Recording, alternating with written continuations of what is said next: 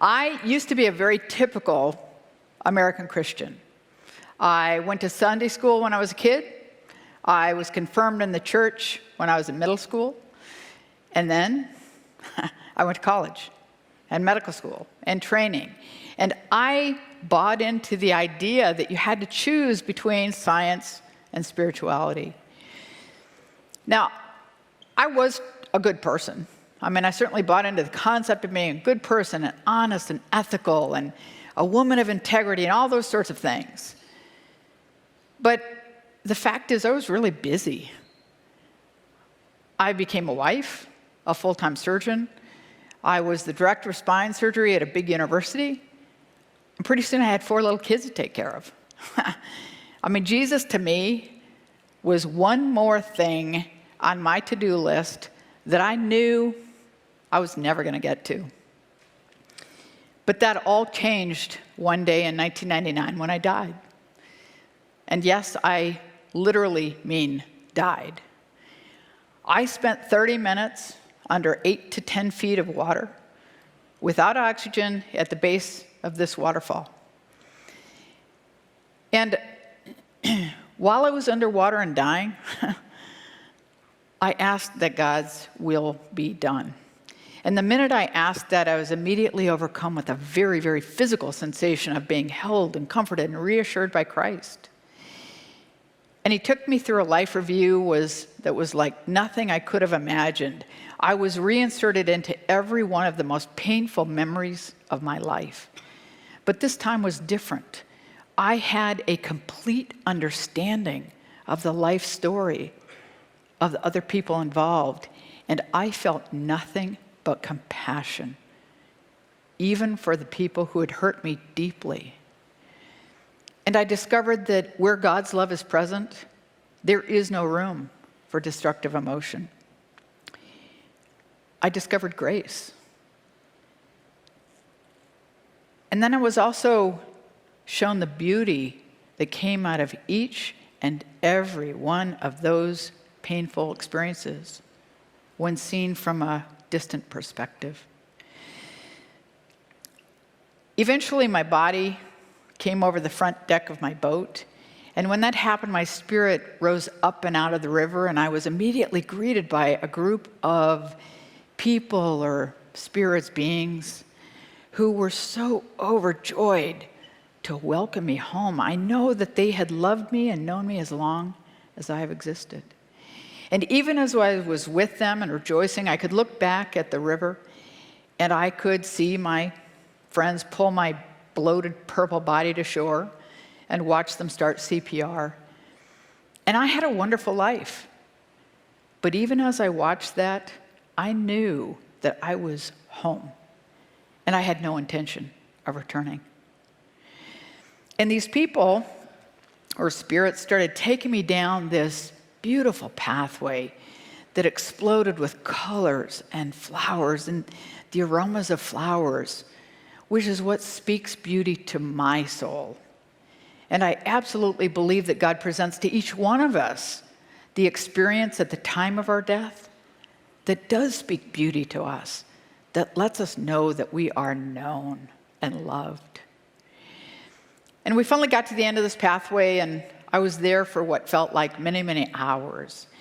And during my time there, I had a complete understanding of the divine order of the universe, how it could possibly be true that there is a God that is real and present today, knows each and every one of the billions of us on this planet individually, loves each and every one of us as though we're the only ones, and has a plan for each and every one of us and for the world that's one of hope.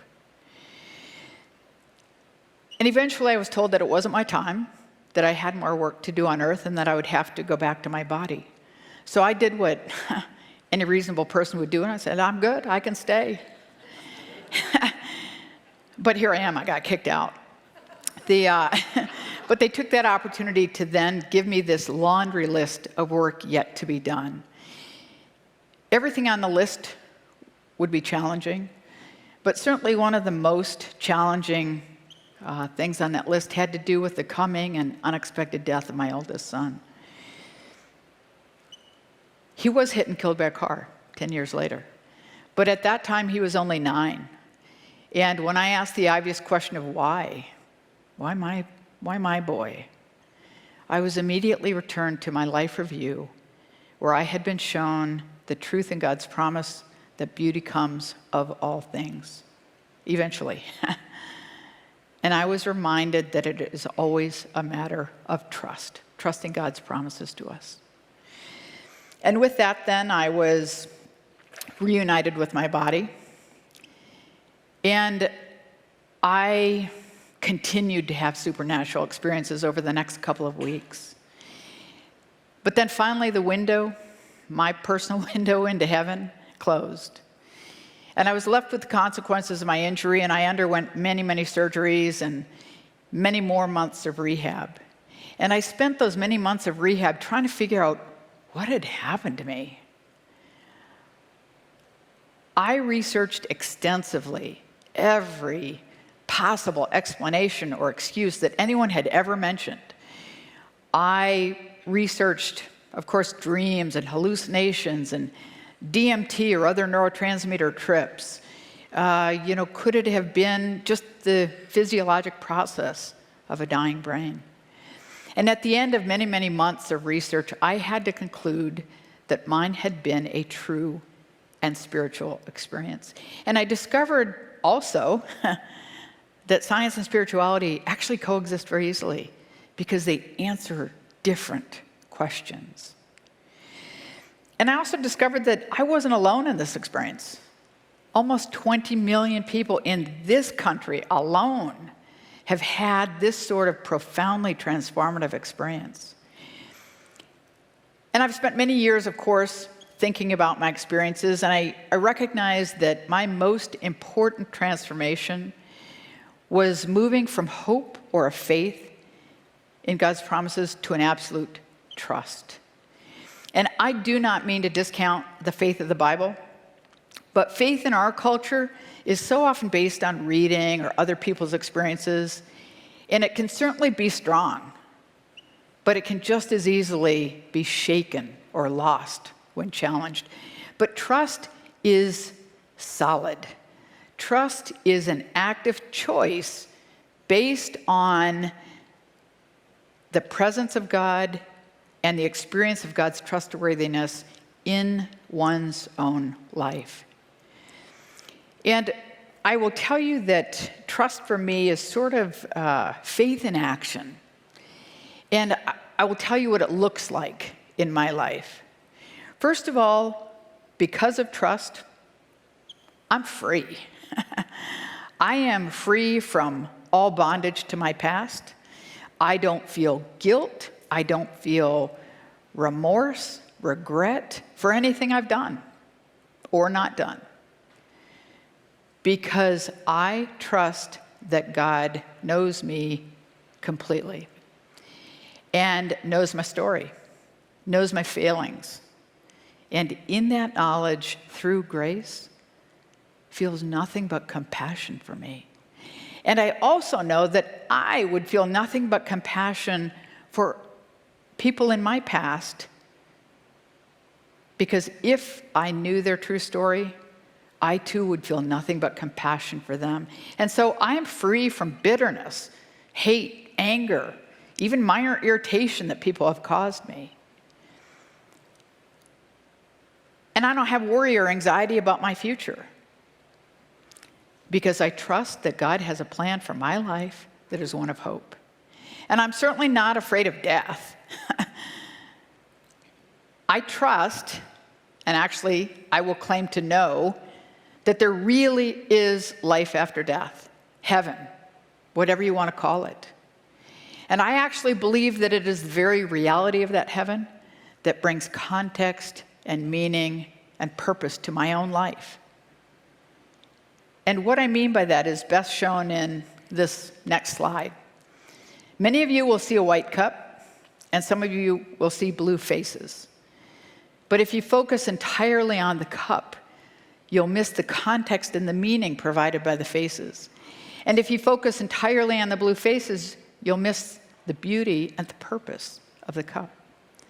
Now, if you imagine for a minute that that white cup represents our life here on earth, and the blue faces represent heaven, God's people, God's intention, God's love.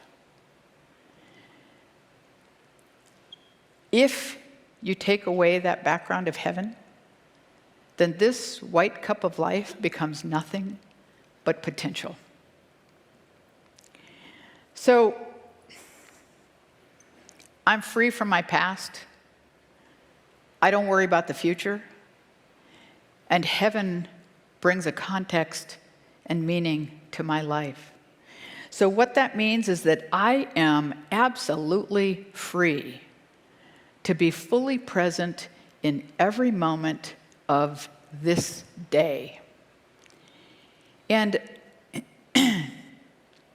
because I trust all of God's promises, that means that I also trust what the Bible says about God's presence in my life. I trust that God is always present, that there's nothing that can separate me from his love, that beauty will come of all things in its time,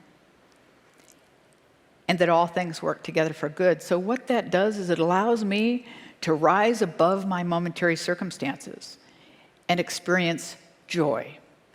It allows me to be free to experience the joy-filled life that I believe God intends for each one of us. And wonderfully, you don't have to die to make this transformation, but you do have to open your heart. And that is why I am here today.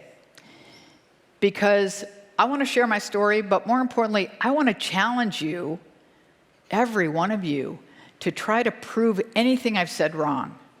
Because I know that you can't.